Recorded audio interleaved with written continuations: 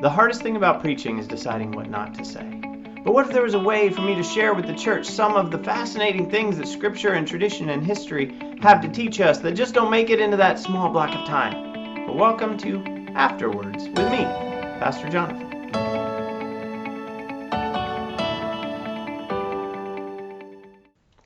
Hey everyone, thanks for joining me for this first ever AfterWords with Pastor Jonathan, where I share interesting things that I think are really cool and fascinating that might have something to do with the sermon but just didn't make it in. Anyway, this is a bit of an experiment. I don't know if we'll do it every week. I want it to be conversational.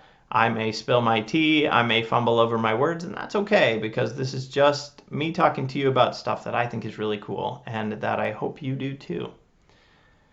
So a couple weeks ago, I preached on the word lovely in our These Things series, and we talked a lot about beauty. And if you're going to talk about beauty in the context of the church, there's two things we should probably know about. One is called Iconoclasm, and the other is called the Transcendentals. So let's talk about Iconoclasm first. Back in the 16th century, there were a whole bunch of Christians who thought, the church is getting too caught up in its images and in its statues and in its stained glass and all the things that we put in our churches and our cathedrals, that they were concerned that people were getting too caught up in those things and beginning to worship those things instead of Jesus. And so what they did is they went into the churches and they started pulling all these things down and breaking them and smashing them and burning them because they were so concerned about idolatry. And this is called the iconoclastic controversies, or iconoclasm, which is just the belief that icons are not good and that images are not good. And it's true that the church has a difficult history with what it does with these kinds of things. And the church probably does have some history of being too idolatrous with these things. But perhaps smashing them and burning them isn't really the best way to handle it either. We must remember that God did have Bezalel and Oholiab design his tabernacle, and he gave very specific, beautiful instructions for the temple.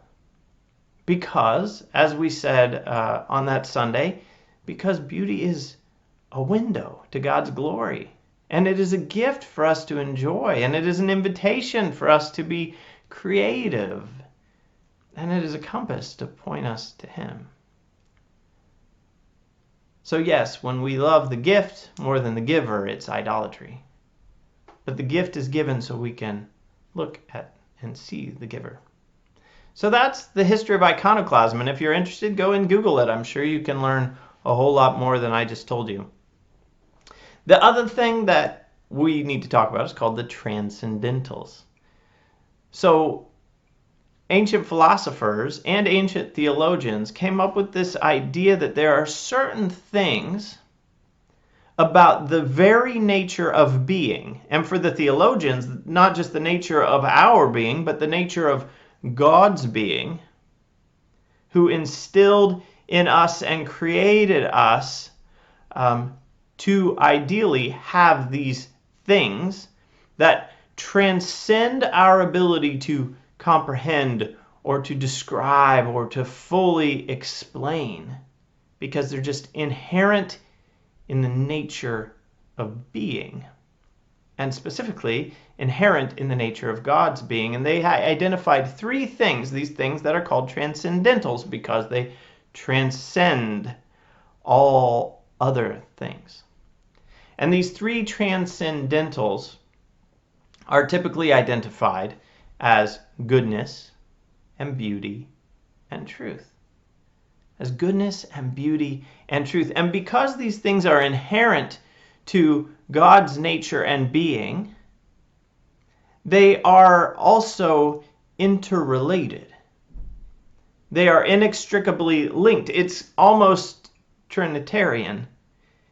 If something is true, it is also inherently good and beautiful. If something is truly good, it is inherently beautiful and true. If something is beautiful, it is good and true. I think I did all three of those right, but you get the idea. And this is a good way for us to measure when we're talking about beauty. Now, I said in my sermon that if we want to know if it's beautiful, the question is, does it direct our attention and our affections towards the divine artist? But it's also good to say, can something be, if something is beautiful, it will be good and it will be true. And if it is good and true, it will be beautiful and it will direct our attention to the divine artist. So that's what the Transcendentals are. Now, in that sermon, I said that there is an author who defines glory as goodness, beauty, and truth combined with power. And I just love that definition of glory. And that comes from one of my favorite authors, a guy named James Bryan Smith. And James Bryan Smith has a lot of good books. The one I would draw your attention to at this moment is this book right here. It's called The Magnificent Story, Uncovering a Gospel of Beauty, Goodness, and Truth. James Bryan Smith does a great job of uncovering, of talking about the Transcendentals. He's a wonderful writer. He tells great stories. He's captivating, and he does a really good job of capturing this in a way that communicates to us a better way of understanding the gospel story and then living it out. So I highly recommend anything by James Bryan Smith, but especially if you're interested in the Transcendentals, I would check out this book. And the good news for you is that we have a couple of these in our church library if you're a Pleasantdale member. So check out JBS if you get a chance, if you're interested in that. So we've talked about iconoclasm. We've talked about the Transcendentals. I don't want to take your whole day. I hope you have a wonderful Thanksgiving because that's right around the corner, and we'll talk to you another week. Thanks, everybody. Bye.